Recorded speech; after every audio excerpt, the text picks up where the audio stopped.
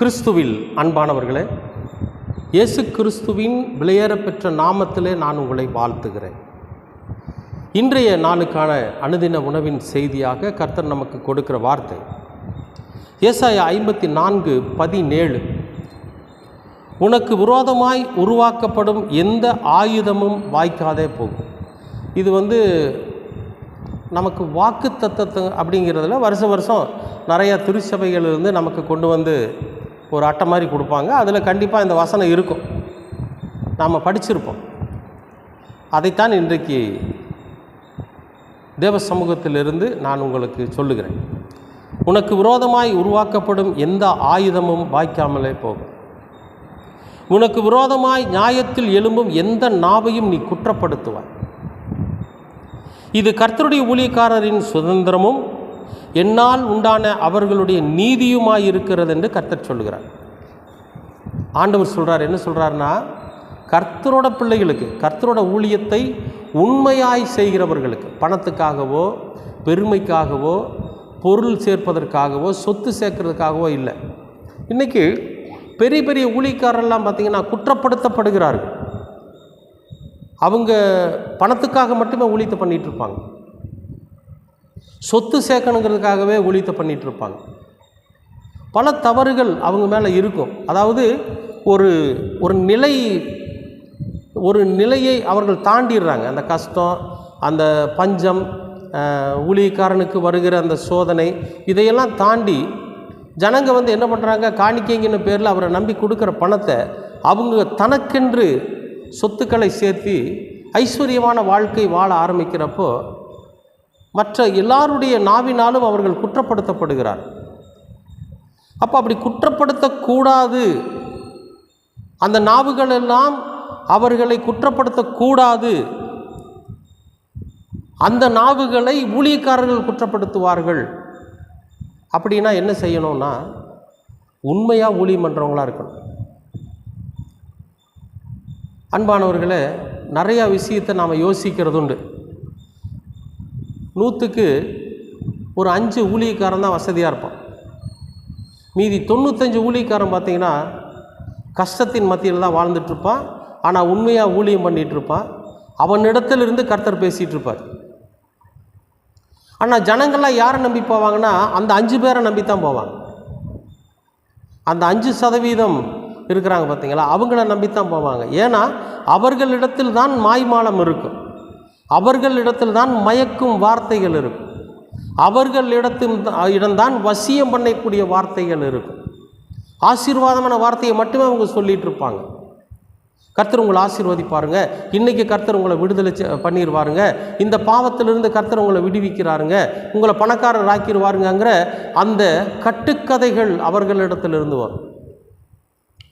அப்போ ஜனங்க என்ன பண்ணுவாங்க, அவர்களை தேடி போய் தான் சம்பாதிச்சதையெல்லாம் காணிக்கை அவங்களுக்கு கொடுத்து அவங்க ஐஸ்வர்யத்தில் வாழ்ந்துகிட்டே இருப்பாங்க. ஆனால் கஷ்டத்துக்காக ஜெபம் பண்ண போனவங்க வாழ்க்கை முழுசும் அவங்ககிட்ட போய்கிட்டே இருப்பாங்க. இந்த நிலை எப்போ மாறும்? இந்த நிலை எப்பொழுது மாறும்? அப்போ ஒவ்வொரு தனிப்பட்ட மனிதனுடைய ஜெபத்தையும் கேட்க வல்லவராக இருக்கிறார் யார்? நம்முடைய கர்த்தர். இது வேறொருத்தர் மூலியமாக அந்த ஜெபம் போகணுங்கிற அவசியம் இல்லை. என்னுடைய பிரச்சனை, என்னுடைய கஷ்டம், என்னுடைய வேதனை, என்னுடைய துக்கத்தை நேரடியாக கேட்பதற்கு என் ஆண்டவர் இயேசு ஆயத்தமாக இருக்கிறார். அப்போ நான் கர்த்தரிடத்தில் நேரடியாக கேட்டு பெற்றுக்கொண்ட விஷயங்களை கர்த்தரை அறியாத ஜனங்களுக்கு போய் சொல்கிறது, கர்த்தரை அறிந்திருக்கிற ஜனங்கள் கஷ்டத்தில் இருக்கிறாங்களோ அவங்களுக்கு போய் ஒரு ஆறுதல் சொல்கிறது, இப்படிப்பட்ட காரியங்களை செய்கிற போது நம்ம யாரும் குற்றப்படுத்த முடியாது.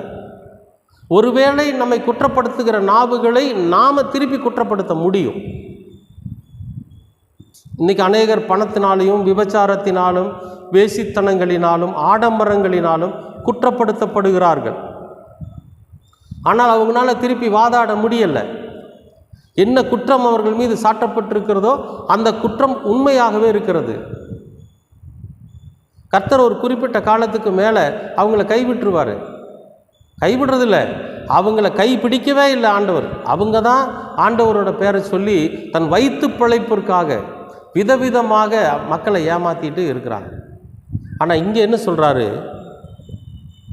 உனக்கு விரோதமாய் நியாயத்தில் எழும்பும் எந்த நாவையும் நீ குற்றப்படுத்துவார். நியாயாசனத்தில், கோர்ட்டில், போலீஸ் ஸ்டேஷனில் எங்கே போய் நம்மை குற்றப்படுத்துகிறவன் வந்து எந்திரிச்சு நின்று நம்மளை குற்றப்படுத்தினாலும் அவனே அந்த குற்றத்துக்குள்ளே விழுந்தவனாக இருப்பான். அவனை நம்மால் குற்றப்படுத்த முடியும். கர்த்தரோட பிள்ளைகளினால் எந்த நாவு நம்மை குற்றப்படுத்துகிறதோ அந்த நாவை திருப்பி குற்றப்படுத்த முடியும். ஏன்னா நம்மிடத்தில் குற்றம் இல்லை, மடியில் கனம் இல்லை, போகிற வழியில் பயம் இல்லை. எந்த இடத்துக்கு வேணாலும் தைரியமாக போக முடியும். நாம் ஓடி ஒளிய மாட்டோம், நம்மளை யாரும் தேட மாட்டாங்க. நம்மிடத்தில் குற்றம் இருக்கிறது என்று சொன்னால் நம்ம நேரடியாக போய் நம்மிடத்தில் இல்லாத குற்றத்தை அவர்கள் வீணான பழி சுமத்துகிறார்கள் என்பதை நம்ம பகிரங்கமாக சொல்லி அவர்களை குற்றப்படுத்த முடியும். அப்படின்னா ஆண்டவர் சொல்கிறார், நான் சொல்லலை, வேத வசனம் சொல்லுது. அந்த வசனத்தை வாசித்ததற்கு பிறகு நான் உங்களுக்கு சொல்கிறேன். அப்போ கர்த்தரோட பிள்ளைகளை யாரும் குற்றப்படுத்த முடியாது. இது கர்த்தருடைய ஊழியக்காரரின் சுதந்திரம்.